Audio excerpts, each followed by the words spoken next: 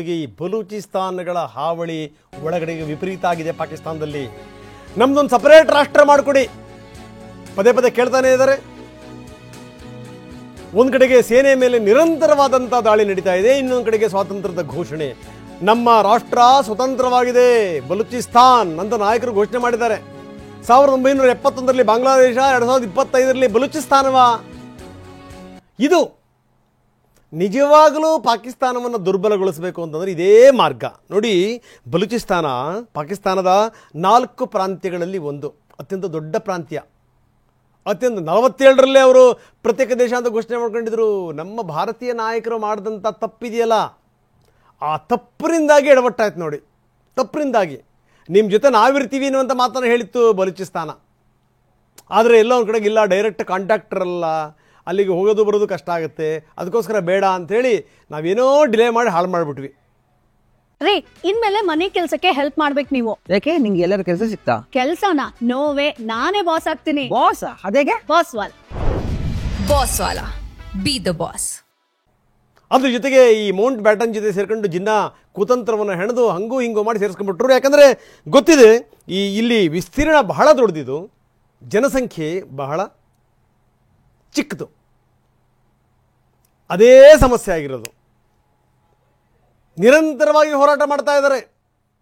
ಕ್ವೆಟ್ಟಾ ನಮ್ಮ ರಾಜಧಾನಿ, ನಮ್ಮದೇ ಒಂದು ಸಪರೇಟ್ ದೇಶ ಅಂತ ಬಲೂಚ್ಗಳು ಎಂದೋ ಘೋಷಣೆ ಮಾಡ್ಕೊಂಡಿದ್ದಾರೆ, ಈಗಲೂ ಕೂಡ ಘೋಷಣೆ ಮಾಡ್ಕೊಂಡಿದ್ದಾರೆ. ಕೇವಲ ಅಷ್ಟು ಮಾತ್ರ ಅಲ್ಲ, ನಮ್ಮದೇನಾದರೂ ಸಪರೇಟ್ ರಾಷ್ಟ್ರ ಆದರೆ ಮೊದಲ ರಾಯಭಾರ ಕಚೇರಿ ಭಾರತದ ದೆಹಲಿನಲ್ಲಿ, ರಿಪಬ್ಲಿಕ್ ಆಫ್ ಬಲೂಚಿಸ್ತಾನ್ ಘೋಷಣೆ ಆಗಿದೆ. ಹೋರಾಟಗಾರ ಮೀರ್ ಯಾರ್ ಬಲೂಚ್ ಘೋಷಣೆ ಮಾಡಿದ್ದಾರೆ.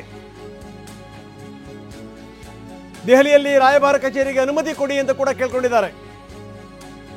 ಭಾರತಕ್ಕೆ ಬಲೂಚಿಸ್ತಾನ ನಾಯಕರು ಮನವಿ ಮಾಡಿಕೊಂಡಿದ್ದಾರೆ.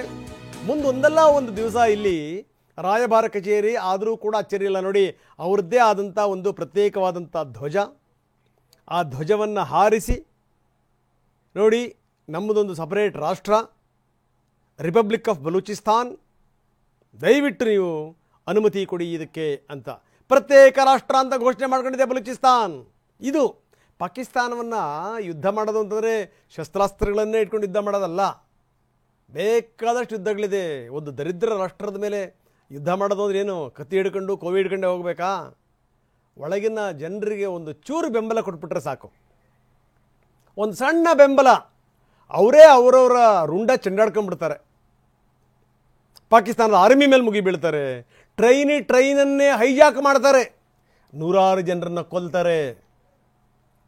ಮುಲ್ಲಾಜಿಲ್ಲ. ಒಂದು ಕಡೆಗೆ ಬಾಲ್ಟಿಸ್ತಾನ್, ಇನ್ನೊಂದು ಕಡೆಗೆ ಬಲೂಚಿಸ್ತಾನ್, ಮತ್ತೊಂದು ಕಡೆಗೆ ಸಿಂಧೂ ದೇಶ, ರಿಪಬ್ಲಿಕ್ ಆಫ್ ಬಲೂಚಿಸ್ತಾನ್. ಭಯೋತ್ಪಾದಕ ಪಾಕಿಸ್ತಾನದಿಂದ ನಾವು ಹೊರಗಡೆ ಬಂದಿದ್ದೀವಿ.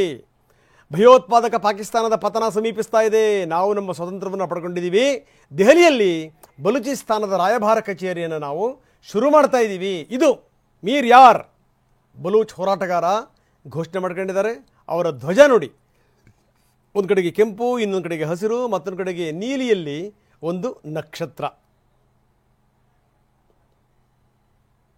ಬಲೂಚ್ ಹೋರಾಟಗಾರ ಘೋಷಣೆ ಮಾಡ್ಕೊಂಡಿರೋದಿದು. ನಾವು ಮಾನ್ಯತೆ ಕೋರ್ತಾ ಇದ್ದೀವಿ, ನಾವು ವಿಶ್ವಸಂಸ್ಥೆಯ ಸದಸ್ಯರ ಬೆಂಬಲವನ್ನು ಕೂಡ ನಾವು ಕೇಳ್ತಾ ಇದ್ದೀವಿ.